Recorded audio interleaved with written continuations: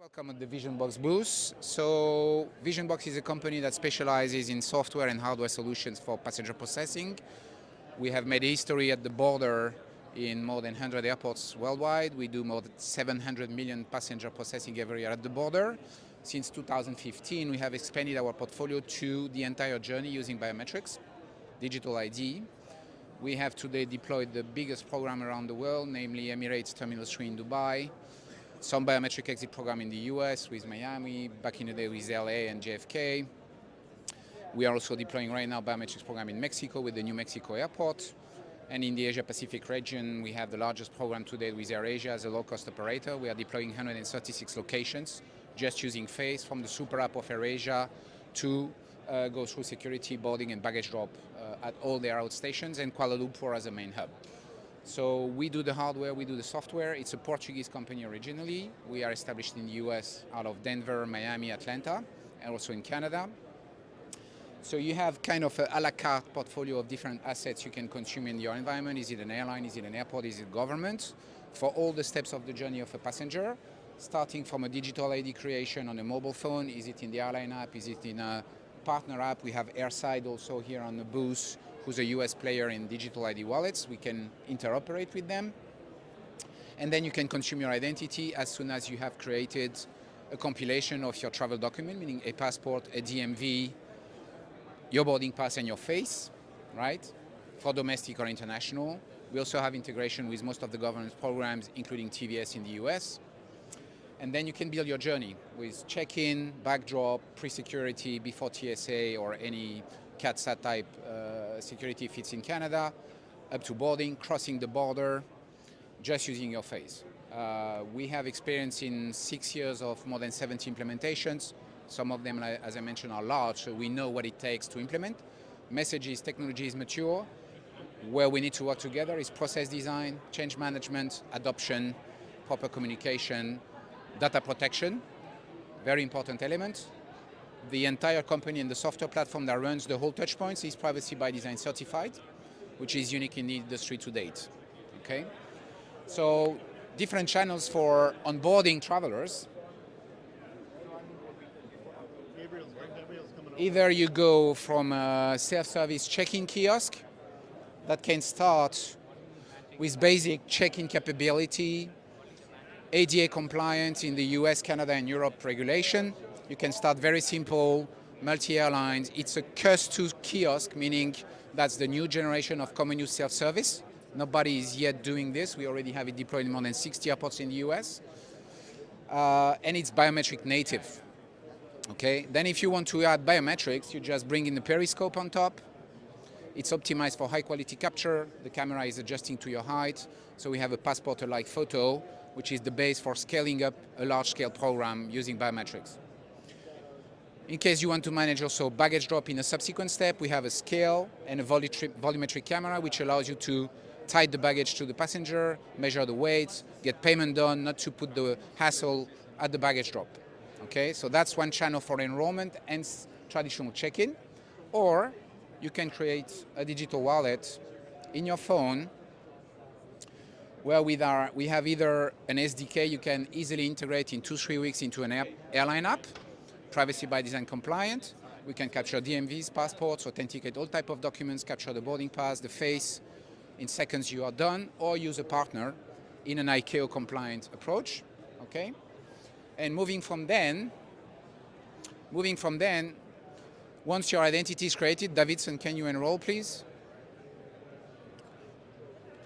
So here, imagine he already has done his check-in. He has a boarding pass. He's just using the kiosk for biometric intake, reading passport, boarding pass, capturing the face, verifying the face against the document to make sure he's who he pretends to be. So the whole experience is designed around human factor management. Here people look at the screen. How do we make sure they follow? We have the continuum. Then we get to the height, captured, matched, verified, token created. Then we can consume it in the rest of the airport. Okay? So if we move along, we have here a device that is utilized for different use cases. In the first place, for self-assisted boarding. That's what AirAsia is using, not to depend on the airport infrastructure. They move from gate to gate. They deploy this on wheels, battery, Wi-Fi. It has 24/7 capability, operational performance. Hot swappable batteries. You can work 24/7 just by exchanging them. Here we have a printer for backpacks, could be boarding passes. We can have a travel document reader, so it's configurable. It's a Lego type. Then imagine you would enter the lounge, or you would cross security before X-ray. You need to identify people. We have same technology as in the seamless assistant, but as a seamless kit. So we're just facing the camera. We have illumination. Davidson was identified. So if we interface with the lounge system, we can confirm the eligibility of the traveler to get into the lounge. It could be biometric exit in a US airport with staff around it to use it. The difference with the traditional camera on the stick solutions you see around is that here we have liveness detection. Make sure that Anna is really Anna and not Anna's face on Ryan's t-shirt also. So deployable in multiple use cases. Then you can finish the journey by a boarding process with a traditional e-gate. That's the smallest footprint on the market. Again, it's a Lego. You have a totem, you have doors, everything is interconnected. With 15 modules, we can have 38 configurations of different type of e-gate touchpoints. So when you reach the boarding, you just face the periscope, we identify you, we transmit the boarding pass sequence to the DCS. We can also transmit your face to CBP and they tell us good to go for the exit of the country. It's already integrated. JFK T1 is using this for years already, with the pandemic in the middle, but still. I would assume that you have like an ADA wheelchair compliant one? Indeed, so it's just a wider system with a wider volume. The difference with the other manufacturers, if you identify that, our doors are telescopic. It's for a reason.